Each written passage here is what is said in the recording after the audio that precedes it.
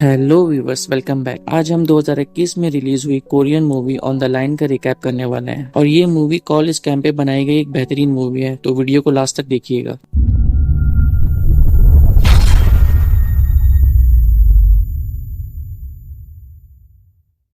Movie की शुरुआत में हमें सोजुन को दिखाया जाता है, जो एक कंस्ट्रक्शन कंपनी में साइट इंचार्ज होता है। सोजुन एक मेहनती एम्प्लॉय था जिससे खुश होकर उसका बॉस उसकी सैलरी 20% बढ़ा देता है और उसको प्रमोशन देकर सियोल भेजने का कहता है, जिससे सोजुन काफी खुश हो जाता है और ये बात अपनी वाइफ को बताता है, जो एक कैफे में काम करती थी। अचानक वहाँ सोजुन को एक टैटू वाला आदमी दिखता है और वो उसे हेलमेट पहनने का कहता है। फिर हम देखते हैं वही आदमी एक जगह जाकर अपने बैग से सिग्नल जैमर निकालता है और साइड में छुपा देता है। तभी वहाँ एक आदमी नीचे गिर जाता है, लेकिन सेफ्टी बेल्ट की वजह से वो बच जाता है और हवा में लटक जाता है और सोजुन उसे बचाने की कोशिश करता है और बाकी लोग इमरजेंसी को फोन करते हैं, लेकिन जैमर की वजह से सिग्नल नहीं आ रहे होते हैं। अब हालात और ज्यादा खराब होने लगे थे क्योंकि वजन की वजह से पाइप के नट बोल्ट भी खुलने लगे थे। इसी दौरान सोजुन की वाइफ को एक फोन आता है जहाँ एक आदमी उसे बताता है कि वो एक लॉयर है और सोजुन का दोस्त है और सोजुन की गलती की वजह से साइट पे एक एक्सीडेंट हो गया है और एक वर्कर की मौत हो गई है, जिस वजह से कंपनी ने उसे पुलिस के हवाले कर दिया है। ये सुनते ही मियोन जॉन को फोन करती है, लेकिन उसका नंबर नहीं लगता। फिर वो साइट के नंबर पे फोन करती है और वहाँ एक आदमी उसे कंफर्म करता है कि एक्सीडेंट की वजह से पुलिस सोजुन को ले गई है। फिर दोबारा मियोन को एक फोन आता है और आदमी बताता है कि वो बोसान पुलिस स्टेशन से बात कर रहा है। अगर वो सोजुन से मिलना चाहती है तो उसे पुलिस स्टेशन आना पड़ेगा। मियोन फौरन ही पुलिस स्टेशन के लिए निकलने लगती है। तभी उसे एक और आदमी का फोन आता है और सामने वाला आदमी कहता है क्योंकि एक आदमी की मौत हो गई है तो सोजुन को बड़ी सजा मिल सकती है, लेकिन इसका एक और हल है। अगर तुम मरने वाले फैमिली को कंपनसेशन अमाउंट दे दो तो वो केस वापस ले लेंगे, लेकिन पैसे जल्द से जल्द प्रोसिक्यूटर के ऑफिस में जमा करवाने होंगे। जिसके बाद वो मेयोन को एक लॉ फर्म की वेबसाइट का बताता है और उसके ऑफिशियल अकाउंट में $60,000 जमा करवाने का कहता है। इन सब हालात से मेयोन काफी घबराई हुई होती है और टेंशन में वो अमाउंट अलग अलग ट्रांजेक्शन के जरिए जमा करवा देती है। फिर मूवी में हमें कंस्ट्रक्शन साइट दिखाई जाती है जहाँ सब कुछ नॉर्मल होता है और उस वर्कर को भी बचा लिया गया था। जिसके बाद वो टैटू वाला आदमी जैमर बंद करके वहाँ से चला जाता है और सोजुन देखता है कि उसके मोबाइल में उसके वाइफ के काफी सारे मिस कॉल्स आए हुए हैं। वो फौरन उसे कॉल बैक करता है और मेयोन उसे सब कुछ बताती है, लेकिन सोजुन कहता है कि यहाँ तो ऐसा कुछ नहीं हुआ, ना मैं पुलिस स्टेशन में हूँ। ये सुनते ही मेयोन को समझ आ जाता है कि उसके साथ स्कैम हुआ है। वो फौरन बैंक की तरफ भागती है और इसी दौरान स्कैमर अलग अलग एटीएम से पैसे निकाल रहे होते हैं और जब मेयोन बैंक पहुंचती है तो उसके सारे पैसे विड्रॉ हो चुके थे, जिससे वो शॉक में चली जाती है। जब वो वापस आ रही होती है तो उसे दोबारा उसी स्कैमर हंसू का फोन आता है और वो उसको थैंक्स बोलता है, जिसपे वो कहती है वो पैसे उसकी सारी जिंदगी की कमाई है और रिक्वेस्ट करती है पैसे वापस करने की। और इसी दौरान मेयोन का एक्सीडेंट हो जाता है। हॉस्पिटल में सोजुन को उसके डायरेक्टर का फोन आता है और वो बताता है कि उसके साथ भी फोन के जरिए फ्रॉड किया गया है और उसने $3 मिलियन गवा दिए हैं और ये पैसे सब वर्कर के थे और कॉल डिस्कनेक्ट कर देता है। जब सोजुन उसे देखने घर जाता है तो पता चलता है उसने सुसाइड कर लिया है और अगले दिन उसके फ्यूनरल में सब वर्कर उसे बुरा भला कह रहे होते हैं और एक वर्कर रोते हुए बताता है कि उसने ये पैसे अपनी बेटी की सर्जरी के लिए रखा हुआ था। फिर सोजुन को डायरेक्टर की सेक्रेटरी बताती है कि उन्हें एक इंश्योरेंस कंपनी से फोन आया था, वो कम पैसों में काफी अच्छा बेनिफिट दे रहे थे, तो डायरेक्टर ने सब वर्कर की इन्फॉर्मेशन के साथ उनके रिटायरमेंट के पैसे उन्हें दे दिए ताकि वर्कर को ज्यादा फायदा मिल सके, लेकिन पैसे देते ही उन्होंने कॉन्ट्रैक्ट खत्म कर दिया। फिर सोजुन को टैटू वाला लड़का याद आता है और वो सब टैटू वालों के पास जाकर पता करता है, जहाँ एक दुकान वाला उसे बताता है कि वो लड़का एक ट्रैवल एजेंसी में काम करता है। फिर मूवी में हमें दिखाया जाता है कि ये एजेंसी गैर कानूनी तरीकों से लोगों को चाइना भेजती थी। जब सोजुन उन पे नजर रखता है तो पता चलता है वो लोग कुछ लोगों को कोरिया से बाहर भेज रहे थे और रास्ते में सोजुन अपनी गाड़ी से टैटू वाले आदमी की गाड़ी को टक्कर मार देता है और गाड़ी में जाकर उसे एक कॉल रिकॉर्ड सुनाता है और उस आदमी का नाम पूछता है। काफी मार खाने के बाद वो बताता है कि उसका नाम मिस्टर पार्क है, जिसके बाद सोजुन उसे पुलिस के हवाले कर देता है और हमें बताया जाता है कि इन सब चीजों को चाइना से ऑपरेट किया जाता है। वहीं से लोगों को फोन आते हैं और लोगों से लुटे हुए पैसों को कोरिया में ही जमा किया जाता है, जिसके बाद सब पैसों को चाइना करेंसी एक्सचेंज में भेजा जाता है, जहाँ पैसों को चाइनीज करेंसी में कन्वर्ट करके चाइना भेज दिया जाता है और ये सारा काम कैश में होता है ताकि कोई भी ट्रांजेक्शन का सबूत ना हो। फिर सोजुन साइबर क्राइम के हेड ली से मिलता है और यहाँ हमें पता चलता है कि सोजुन भी एक पुलिस ऑफिसर रह चुका था। वो ली को बताता है कि वो और उसके कंपनी के काफी सारे लोग इस स्कैम का शिकार बने हैं और कोरिया में इस स्कैम का हेड मिस्टर पार्क है। ली बताता है कि हम इन्वेस्टिगेशन कर रहे हैं, लेकिन कॉल सेंटर चाइना में होने की वजह से वो कुछ नहीं कर सकते हैं। उन्हें पहले चाइनीज ऑफिशियल से बात करनी होगी, जिसपे सोजुन काफी गुस्सा करता है कि दिन दहाड़े इतने लोगों को लूटा जा रहा है और पुलिस कुछ नहीं कर सकती। जिसके बाद मूवी में हमें एक लड़की शील को दिखाया जाता है जो एक हैकर थी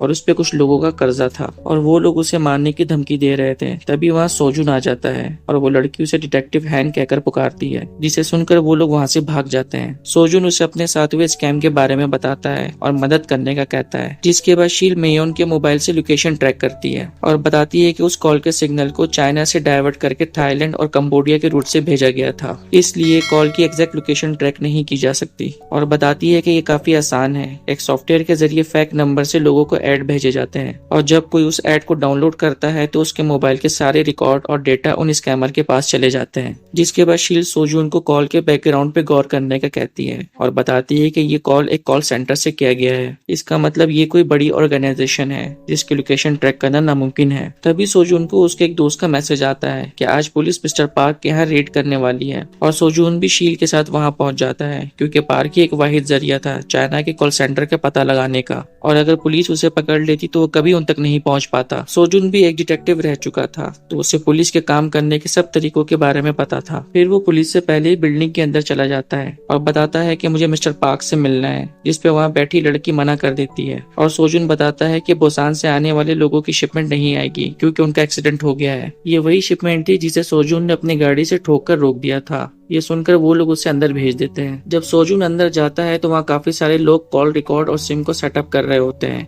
लेकिन सोजुन को बाहर ही रोक लिया जाता है और अंदर एक आदमी पार्क को बता रहा होता है कि उसके पास अमीर लोगों के क्रेडिट कार्ड का पूरा डेटा है, लेकिन पार्क को उसमें कोई इंटरेस्ट नहीं होता। फिर वो बताता है कि उसके पास एक बहुत बड़े बनने वाले हाउसिंग प्रोजेक्ट के बायर्स का डेटा भी है, जिसमें पार्क को इंटरेस्ट होता है क्योंकि इन डेटा के जरिए सब खरीदारों से फ्लैट के नाम पे पैसे लूटे जा सकते थे। फिर वो आदमी वो डेटा पार्क को देकर वहाँ से चला जाता है और सोजुन बताता है कि उसके ऑफिस में पुलिस का एक खबरी भी है और जब उस आदमी की तलाशी ली जाती है तो उसके पास से माइक्रोफोन मिलता है और पुलिस को आते देख वहाँ अफरा तफरी मच जाती है और पुलिस के अंदर आते ही सोजुन पार्क के साथ भागने लगता है, लेकिन छत पर पुलिस पार्क को घेर लेती है। तभी सोजुन पुलिस को रोककर पार्क को भगा देता है, लेकिन हाथापाई में ली सोजुन का चेहरा देख लेता है। इसके बाद वो भी वहाँ से निकल जाता है और आगे जाते ही पार्क उसे अपने गाड़ी में बैठा लेता है। पार्क उसे कहता है कि मुझ पर तुम्हारा एहसान है, क्या तुम्हें काम की तलाश है, मैं तुम्हें करेंसी एक्सचेंज में लगवा देता हूँ। सोजुन कहता है कि मैंने सुना है चाइना कॉल सेंटर में सबसे ज्यादा पैसे मिलते हैं, मैं वहाँ काम करना चाहता हूँ। पार्क उसे एक विजिटिंग कार्ड देता है और चाइना के एक एड्रेस पे जाके चियोन नाम के आदमी से मिलने का कहता है। फिर पार्क उसे रास्ते में ही अपनी गाड़ी से उतार देता है और उतरते ही सोजुन पुलिस को पार्क की गाड़ी के बारे में बता देता है, जिसके बाद सोजुन शील से अपना नकली पासपोर्ट और आईडी बनवाता है और चाइना चला जाता है और यहीं पीछे ली सोजुन की डिटेल निकलवाता है, जिससे पता चलता है कि सोजुन एक अच्छा डिटेक्टिव था, लेकिन एक ड्रग के मामले में फंसने की वजह से उसकी जॉब चली गई थी। सोजुन चाइना पहुंच जाता है और एक एड्रेस पर जाकर एक लेडी को पार्क का विजिटिंग कार्ड देता है, जिसपे वो उसे एक जगह इंतजार करने का कहती है और थोड़ी देर में वहाँ कुछ लोग आ जाते हैं और उसे मारने लगते हैं। जिसके बाद वहाँ चियोन आता है और उसकी आईडी बैंक डिटेल वगैरह चेक करता है कि कहीं ये पुलिस का आदमी तो नहीं है। फिर चियोन उसे कॉल सेंटर लाता है और उसकी एंट्री करवा के उसे भी ज्वाइन करवा देता है और वहाँ उसे 71 नंबर दिया जाता है। जिसके बाद सोजुन को मैन हॉल में लाया जाता है और एक टीम के साथ सीखने के लिए बैठा दिया जाता है, जहाँ वो देखता है कि ये लोग कैसे कोरियन लोगों के साथ फ्रॉड करते हैं। उसकी टीम का एक मेंबर एक आदमी को फोन करके कहता है कि उसका अकाउंट इलीगल ट्रांजैक्शन के लिए यूज किया गया है, आप फौरन अपने बैंक से राब्ता करें। जिसके बाद वो बैंक पे फोन करता है और फोन हैक होने की वजह से कॉल इनके पास ही आती है और एक औरत फोन उठाकर कहती है कि आपका अकाउंट हैक हो गया है, जिसे ब्लॉक करना होगा, इसमें काफी टाइम लग सकता है, आप फौरन सिक्योरिटी डिपार्टमेंट में राब्ता करें। जिसके बाद उसे एक और आदमी फोन करता है कि मैं साइबर क्राइम से बात कर रहा हूँ, आपका अकाउंट मनी लॉन्ड्रिंग के लिए यूज हो रहा है और डराता है कि अगर आपने कोई एक्शन नहीं लिया तो आप बुरी तरीके से फंस जाओगे। वो आदमी फौरन बैंक सिक्योरिटी को फोन करता है और ये लोग फोन सोजुन को पकड़ा देते हैं और एक स्क्रिप्ट देते हैं कि सोजुन कहता है कि आपको अपने सारे पैसे एक सिक्योर्ड अकाउंट में ट्रांसफर करने होंगे और उसे अकाउंट नंबर बताने लगता है और इसी दौरान वो फोन का वायर खींच कर निकाल देता है और कॉल डिस्कनेक्ट हो जाती है। जिसपे वहाँ का फ्लोर इंचार्ज सोजुन को मारने लगता है और सामने वाली लेडी बताती है कि इसमें इसकी गलती नहीं, फोन का वायर निकल गया था। अब सोजुन को समझ आ जाता है कि ये लोग कैसे एक टीम बनकर लोगों के साथ फ्रॉड करते हैं। तभी वहाँ सब लोग एक बंदे के लिए तालियां बजाते हैं क्योंकि उसने अब तक सबसे ज्यादा कमीशन बनाया था। फिर सोजून को पता चलता है कि यहाँ जो भी पैसा मिलता है उसे करेंसी एक्सचेंज ऑफिस से चेंज करके इनके अकाउंट में डाला जाता है, जिसपे सोजून पूछता है कि ये करेंसी एक्सचेंज कहाँ है, और एक टीम मेंबर बताता है कि तुम्हारे सब सवालों के जवाब 4th फ्लोर पे मिलेंगे, लेकिन वहां तक पहुंचने से पहले चियोन तुम्हें मार देगा। सोजून कहता है इसका मतलब चियोन यहाँ का हेड है, और मिम्मर बताता है कि नहीं, असल हेड कमांडर हैन है। वहीं सोजून के दिए गए इंफॉर्मेशन की मदद से ली पार्क की गाड़ी को ढूंढ लेता है, जहाँ उसे काफी सारे फोन और डिवाइसेस मिलते हैं, और वो अपने टीम से कहता है कि सोजून चाहता है हम उसको फॉलो करें। फिर हमें कॉल सेंटर में एक लड़के को दिखाया जाता है जिसके हाथ पे ब्लू कलर का बैंड था, और सोजून को पता चलता है कि ये डेवलपमेंट टीम में से है जिसका इंचार्ज कॉक प्रो है, और अगर ये कॉक प्रो की टीम में चला जाता है तो 4th फ्लोर तक पहुंच सकता है। और थोड़ी देर में वहाँ कॉक भी आ जाता है जो किसी से फोन में बात कर रहा था, और वो सामने वाले को अपना नाम हंसू बताता है, जिसे सुनकर सोजून समझ जाता है कि ये वही इंसान है जिसने इसकी वाइफ को फोन करके फ्रॉड किया था। और ये भी पता चल जाता है कि जो लोग यहाँ गद्दारी करते हैं उनका हाल काफी बुरा हो जाता है। लेकिन सोजून ये भी नोट करता है कि चियोन और कॉक की आपस में नहीं बनती है। अब यहाँ से आगे जाने के लिए सोजून को कॉक प्रो के करीब जाना था, और रात में उसकी टीम उसे बताती है कि कॉक प्रो इस फील्ड का मास्टरमाइंड है। सारे स्क्रिप्ट और प्लानिंग यही अपने टीम के साथ बनाता है, और बुसान में किया गया फ्रॉड भी इन्हीं लोगों ने किया था। उधर कोरिया में ली पार्क को पकड़ लेता है, और उसकी टीम को चाइना से शेंगेन कॉल सेंटर का पता चलता है, और ली अपनी टीम को एग्जैक्ट लोकेशन पता करने का कहता है। लेकिन चियोन को भी पता चल जाता है कि कोरिया के सेंटर में कोई सिस्टम में घुसने की कोशिश कर रहा है।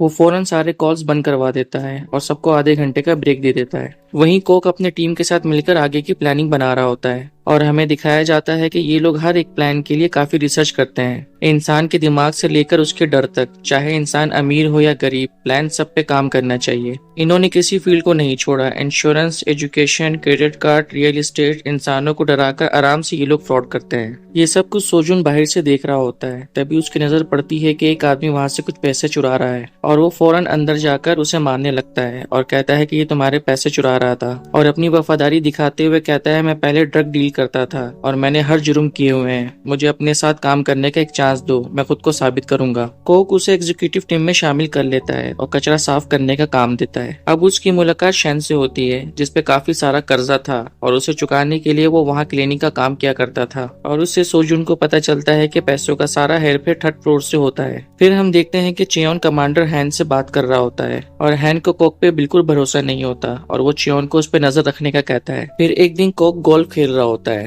तभी उसे कमांडर हैन का फोन आता है, और सोजून वहाँ से एक बॉल चुराकर लिफ्ट के पास रखकर चला जाता है। कमांडर कोक से कहता है कि कोरिया में काफी ज्यादा नुकसान हो चुका है, अब उससे पूछे बगैर वो कुछ भी नहीं करेगा, जिस पे कोक काफी गुस्सा हो जाता है क्योंकि उसे लगता था ये सब कुछ उसने अपने टैलेंट से बनाया है। फिर रात को सोजून उसी लिफ्ट के जरिए दोबारा ऊपर जाता है और कोक को किसी से बात करता सुनता है। यहाँ हमें पता चलता है कि कोक किसी के साथ मिलकर कमांडर हैन को डबल क्रॉस करने वाला था और एक नए प्लान से 25 मिलियन का फ्रॉड करने वाला था और सारे पैसे लेकर यहाँ से भागने का प्लान था। फिर कोक अपने आदमी से नया स्क्रिप्ट दूसरे दिन लोगों को देने का कहता है, जिसके बाद सोजून चियोन के ऑफिस में जाता है। तभी चियोन को कमांडर हैन का फोन आता है और मौका देखकर सोजून शील को मैसेज कर देता है कि कल चाइना करेंसी एक्सचेंज सेंटर पे $1 मिलियन आने वाले हैं। फिर हम शील को देखते हैं जिसे वही बंदा पकड़ने की कोशिश कर रहा था जिसका कर्जा उसके ऊपर था। तभी उसे सोजून का मैसेज मिलता है और वो जान बचाने के लिए उस आदमी को लालच देकर अपने साथ मिला लेती है। इधर सिक्योरिटी वालों को पता चलता है कि सोजून वहाँ से गायब है और चियोन फौरन उसे ढूंढने लगता है। तभी सोजून डक के जरिए वॉशरूम में जाकर छुप जाता है, लेकिन चियोन उसे ढूंढकर काफी मारता है और एक कमरे में बंद कर देता है। वहीं शील अपने आदमी के साथ चाइना पहुंच जाती है और कोरियन पुलिस भी उनका पीछा करते हुए वहां पहुंच जाते हैं। फिर अगले दिन सब लोगों को नया स्क्रिप्ट दिया जाता है और कोक आकर बताता है कि ये आज तक का सबसे बड़ा प्रोजेक्ट है जिसमें सबको बोनस भी डबल मिलेगा और अगर सबने ठीक से काम किया तो हम 30 मिलियन तक जमा कर सकते हैं। और बताता है कि चोंगवोंग होल्डिंग कंपनी में लोगों ने जॉब के लिए अप्लाई किया था जिसमें से 400 लोग पास हो गए हैं और पास होने वालों की लिस्ट अगले हफ्ते निकलने वाली है और यही लोग हमारा टारगेट है। फिर सब लोग काम पे लग जाते हैं। ये लोग उन्हें फोन करके कहते हैं कि आपका सिलेक्शन हो गया है। अनएम्प्लॉयमेंट की वजह से लेबर मिनिस्टर ने ये वक्त से पहले ही अनाउंस कर दिया है, लेकिन आपको हेल्थ एंड क्रेडिट चेकिंग के लिए यूथ एम्प्लॉयमेंट गारंटी फंड में $30,000 एज अ सिक्योरिटी जमा करवाने होंगे। और वो इस प्लान को इतनी बेहतरीन तरीके से बताते हैं कि सब लोगों को यकीन हो जाता है और लोग पैसे जमा करवाने लगते हैं। और जैसे ही पैसे आते हैं ये लोग अपने पैटर्न के हिसाब से एटीएम से निकालना शुरू कर देते हैं और पहले सेशन में ये लोग $9.5 मिलियन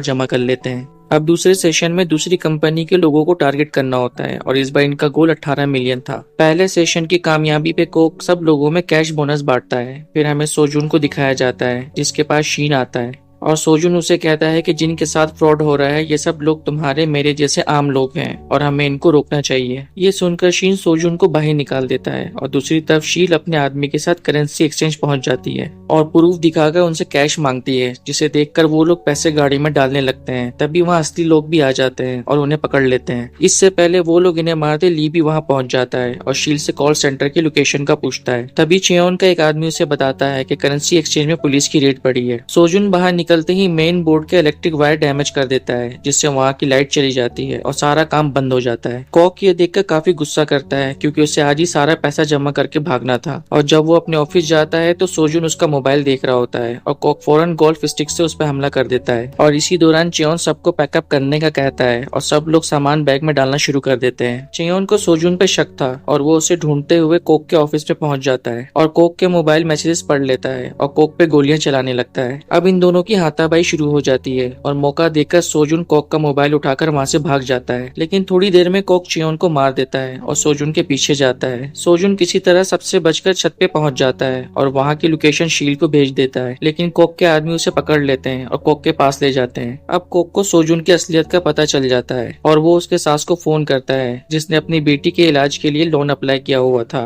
और सोजुन को धमकी देता है कि वो उसके साथ फ्रॉड कर देगा अगर उसने उसकी बात नहीं मानी। जिसके बाद कोक सोजुन की बात कमांडर हैंड से करवाता है, जहाँ सोजुन कबूल करता है कि चेयोन को उसी ने मारा है और कॉल सेंटर बंद करवाने में भी उसी का हाथ है। लेकिन तब तक पुलिस वहाँ पहुंच चुकी थी और पुलिस को देखते ही अफरा तफरी मच जाती है और कोक वहाँ से भागने लगता है, लेकिन सोजुन उसे रोक लेता है और वहाँ इन दोनों की लड़ाई होती है और आखिर में सोजुन कोक पे गन पॉइंट कर देता है, लेकिन ली आकर उसे रोक देता है और कोक को गिरफ्तार कर लेता है। रेड की खबर सुनते ही कमांडर हैन वहाँ से एयरपोर्ट जाने लगता है, लेकिन कोक के फोन से कमांडर की डिटेल पुलिस को मिल जाती है और वो लोग इसका फोन हैक करके कहते हैं कि कोक ने सारा इल्जाम आप पे लगा दिया है और आपके खिलाफ वारंट इशू होने वाला है। अगर आप बाकी कॉल सेंटर की डिटेल हमें दे देते हैं तो हम आपकी मदद कर सकते हैं। जिसपे वो फिलीपीन कॉल सेंटर की डिटेल और लोकेशन भी इनको बता देता है। अब ये खबर कोरिया के हर न्यूज चैनल में दिखाई जाती है और जिन लोगों के पैसे लूटे गए थे उन सबको वापस किया जाता है। सोजुन अपनी वाइफ के पास वापस जाता है और वो उसे देखकर काफी खुश हो जाती है। जिसके बाद सोजुन को पुलिस में दोबारा भर्ती कर लिया जाता है और ऑनलाइन फ्रॉड का हेड बना दिया जाता है। मूवी के आखिर में हम शीन को देखते हैं जो फिलीपाइन में जाकर एक आदमी को चुराए हुए यूएसबी और डॉक्यूमेंट्स भेज देता है, जिससे $1 मिलियन का फ्रॉड किया जा सकता था और मूवी यहीं एंड हो जाती है। उम्मीद है गाइस आपको इस मूवी की कहानी पसंद आई होगी। अगर पसंद आई है तो लाइक और कमेंट जरूर करें और चैनल को सब्सक्राइब करें। सी यू इन नेक्स्ट वीडियो।